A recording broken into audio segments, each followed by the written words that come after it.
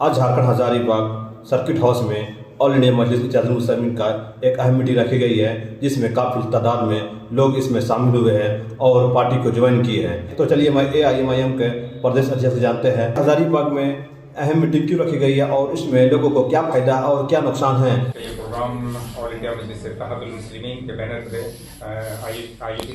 आयोजित किया गया है, जिस पार्टी के राष्ट्रीय अध्यक्ष जनाब बैरिस्टर सदरुद्दीन ओवैसी साहब जो MP हैदराबाद में हैं। आज का ये प्रोग्राम खासतौर से आप देख रहे हैं कि तकरीबन 1 दर्जन से ज़्यादा लोगों की ज्वाइनिंग है इस परिवार में, यानी ज़िला कमेटी के विस्तार के लिए भी एक ये है, साथ में स्टेट बॉडी और डिस्ट्रिक्ट कमेटी के जो लोग हैं उनके साथ हम लोग एक बैठक करेंगे, जिसमें संगठन को मजबूत, मुस्तहकम और धारदार बनाने के लिए हम लोग के दिशा निर्देश देंगे।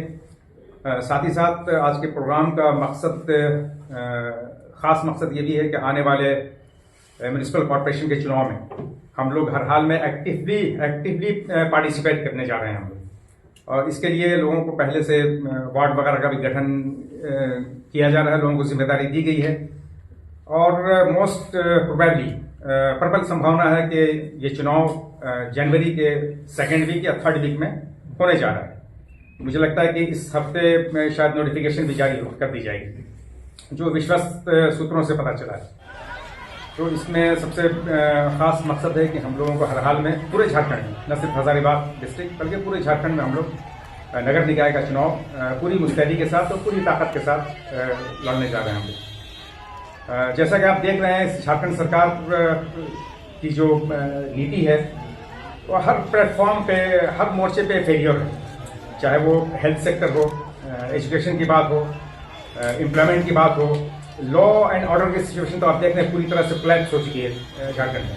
ऐसा लगता है कि इनके पास है, जैसा कि तत्कालीन हाईकोर्ट के जजेस ने रिमार्क किया था इस गवर्नमेंट के बारे में, झारखंड गवर्नमेंट के बारे में, कि ये ऊपर वाले के यानी भगवान भरोसे, ईश्वर और परमेश्वर के सहारे इस प्रदेश में सरकार के अस्तित्व को ही नकार दिया था। तो आप देख रहे हैं कि कोई आउटपुट नाम की कोई चीज नहीं है, इनके पास कोई विजन नहीं है। आज बिहार, ये भारत का रूर अगर कहलाता था बिहार, तो इसी झारखंड प्रदेश की वजह से, क्योंकि खनिज संपदा, जो मिनरल रिसोर्सेज, नेचुरल रिसोर्सेज हमारे पास जो हैं, जो खनिज संपदा है, मेरे ख्याल से पूरे भारत का सबसे रिचेस्ट स्टेट है।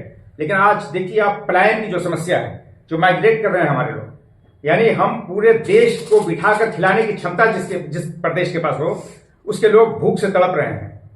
आज बात क्या है कि लोग अपनी जान दे रहे हैं। पलायन पूरी तरह ये है। आप महाराष्ट्र और दूसरे स्टेट में आप देखिए किस तरह से ह्यूमिलिएट किया जा रहा है बिहार और झारखंड के लोगों को, उत्तर प्रदेश के लोगों को। तो ये बिल्कुल हर प्लेटफॉर्म पे कहना ये है कि ये फेलियर हो चुके हैं, और जिस प्रदेश में लॉ एंड ऑर्डर नहीं है, उस प्रदेश का कोई विकास की तो कल्पना ही नहीं की जा सकती।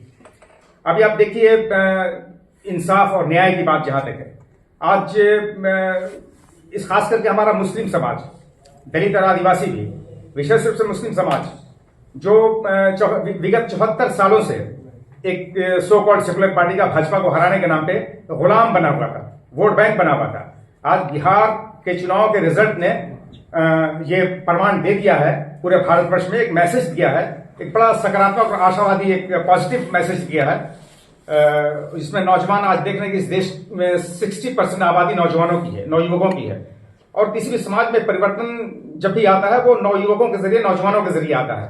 तो आज यूथ भी समझ गया है, और उसका प्रभाव जो है बिहार चुनाव का झारखंड प्रदेश में, वो दूसरे प्रदेशों में भी है। आज लोग समझ गए हैं कि भाई अपने समाज की बात जहां तक है, क्योंकि आप देख रहे हैं कि रंगनाथ मिश्रा की रिपोर्ट हो, सच्चर कमेटी की रिपोर्ट हो, कुंडू कमेटी, अब्दुल रहमान कमेटी की रिपोर्ट के मुताबिक हम मुसलमानों के हालात इस मुल्क में दलितों और आदिवासियों से बदतर हो गए, सामाजिक तौर पे भी, आर्थिक तौर पे भी, राजनीतिक तौर पे भी, शैक्षणिक तौर पे भी।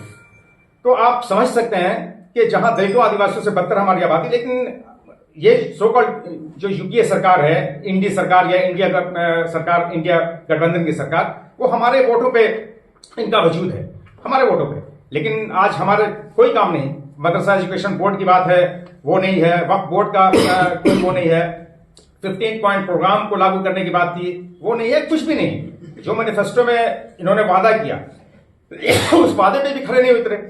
न सिर्फ मुसलमानों बल्कि दलितों, आदिवासियों, पिछड़े वर्ग के लोगों और जो भी दोहित और शोषित समाज है, जो अंडर प्रिविलेज्ड सोसाइटी है इस प्रदेश की, किसी का कोई काम नहीं हो रहा है। एक्चुअली विजन नाम की कोई चीज नहीं है, सिर्फ लूट है, लूट खसोटा अफसरशाही का। आप देख रहे हैं कि कैसा बोलबाला है। आज म्यूटेशन के नाम पे ये सीओ और ये मतलब लाखों के, जो 1000 2000 में जो लोग करवाते थे, आज लाख, 2 लाख, 5 लाख, 10 लाख, 50 लाख तक लोग, चूंकि माफियागिरी चरम पे है, दलाली बढ़ गई है। ये सरकार हमको लगता है कि दलालों की सरकार है, नौकरशाहों की सरकार है। कहीं नहीं, हर जगह। आज लिंचिंग में देखिए, लिंचिंग कल सड़कों पे होती थी हमारी, आज लिंचिंग हाजत में हो रही है। पुलिस कस्टडी में कस्टोडियल डेथ नहीं बल्कि कस्टोडियल किलिंग की जा रही है। अब ये पूरे देश का माहौल 2014 के बाद जो बीजेपी ने खासतौर से जो नफरत का माहौल बना रखा है, उसमें आप देखिए कि कल 10-11 साल के बच्चे को उत्तर प्रदेश में जो बारात में नोट, ये आम है खास करके आप लोगों की बारात में, वो 10-20 रुपए का नोट को किया और उसको पूछ के, नाम पूछ के उसको गोली मार दी गई सर में। मतलब ऐसा माहौल बना दिया गया इस देश में। तो आज इस देश का लोकतंत्र, जनतंत्र, प्रजातंत्र और गणतंत्र, इस देश की डेमोक्रेसी, इस देश की जमहूरियत खतरे में आ गई है। तो न सिर्फ मुसलमानों का एक कर्तव्य बनता है बल्कि तमाम दलितों, आदिवासियों, पिछड़े वर्ग के लोगों का, कि बाबा साहब भीमराव अम्बेडकर ने जो संविधान दिया है, जिसमें इस देश के हर नागरिक को बराबर के अधिकार दिए गए हैं, समान अवसर प्रदान करने की बात है, सभी को इक्वल ट्रीटमेंट की बात है, तो वो तभी संभव है जब हम सब मिलकर, हम 85 और 15 के नारे तो लगाते हैं, ये खोखले नारे हम जबान से लगाते हैं, व्यवहारिक रूप से प्रैक्टिकली इन नारों में कोई दमखम नहीं है। आज इस मुल्क का माहौल आप देख रहे हैं, जिहाद और ये और वो। मैं कहता हूं कि मानवीय इतिहास का ये फैक्ट है, मानवीय इतिहास की, जब से मानव हजरत आदम अलैहिस्सलाम के आने के बाद से लेकर ये संघर्ष, हर धर्म, हर जाति, हर पंथ, हर वर्ग, हर वर्ण, हर समुदाय, हर जाति के लोगों ने संघर्ष किया है, जुल्म के खिलाफ, जबर के खिलाफ, तशद्दुद के खिलाफ, नाइंसाफी के खिलाफ, अत्याचार के खिलाफ, एट्रोसिटीज के खिलाफ, हर समाज ने किया है। लेकिन दिक्कत यह है कि जैसे ह्यूमन टेंडेंसी ये है, ह्यूमन नेचर ये है, मानव प्रवृत्ति ये है कि जब हम आपसे अगर घृणा करते हैं तो आपकी हर चीज, अच्छी चीज भी हमको घृणित लगेगी, आपकी अच्छी चीज से भी हम नफरत करेंगे।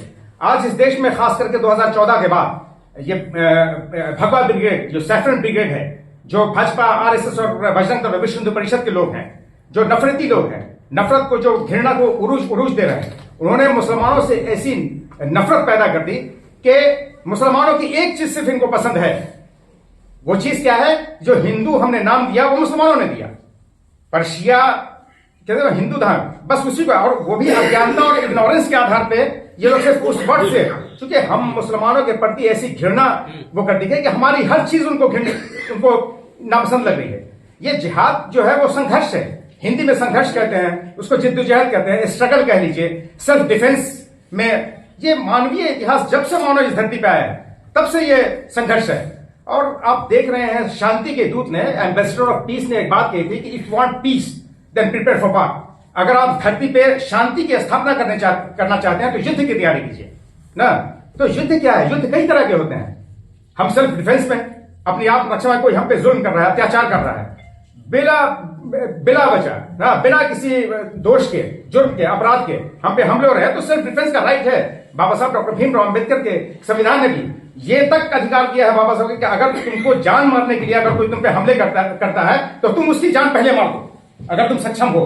तो ये अधिकार भी बाबा साहब भीमराव अम्बेडकर के संविधान ने दिया है। इसी बात को ये कहा गया।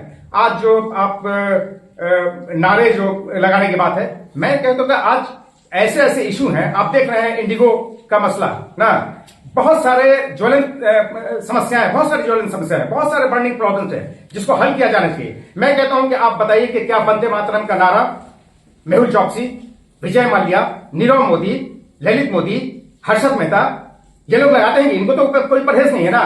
हम तो मुसलमान ही बदनाम है ना कि हम नारे नहीं लगाते। तो हम एथिस्ट, हम थेइस्ट हैं, इस एक ईश्वर की आस्था में विश्वास करने वाले लोग हैं ना। मोनोथेइस्टिक रिलीजन है, इस्लाम इज मोनोथेइस्टिक रिलीजन। हम अब जिस मां ने हमको धरती पे पैदा किया, मैं कहता हूं कि दुनिया की धरती पे सबसे प्रिय जो है, जिससे सबसे ज्यादा मोहब्बत करते हैं, वो हमारे पैगंबर इस्लाम सल्लल्लाहु अलैहि वसल्लम है। हम उनकी इबादत नहीं करते, उनकी वंदना नहीं करते, उनकी पूजा नहीं करते। पूजा हमारा सिर्फ एक ही है, एक ही जात है, वो परमेश्वर की जात है। जिसको आप सर्वव्यापी कहते हैं, विद्यमान कहते हैं, सर्वज्ञ कहते हैं, सर्वशक्तिमान कहते हैं, जो ऑलमाइटी गॉड है, आप उनका नाम जो भी रख लें, हम सिर्फ वही एक अल्लाह की इबादत करते हैं, हम दूसरे किसी की वंदना नहीं कर सकते। और आप लोगों को, बहुत सारे लोगों को पता नहीं है, भारतवासियों को, कि ये बंकिम चंद्र चटर्जी जो इस वंदे मातरम गीत के रचयिता हैं, जिसमें बहुत सारे स्टैंजा जो है कुछ निकाल दिया गया, आपको पता है मुसलमानों के कत्लेआम की बात उसमें की गई थी। अब आप बताएं कि हमारे कत्लेआम की, हमारे जनसंहार की, नरसंहार की बात अगर जिस गीत में हो, जिस राष्ट्रीय गीत में हो, क्या हम या कोई भी जाति और धर्म के लोग क्या उसको गाने के लिए वो गाथा गा सकते हैं, वो गीत गा सकते हैं जिसमें हमारे कत्ल, हमारी हत्याओं की बात हो?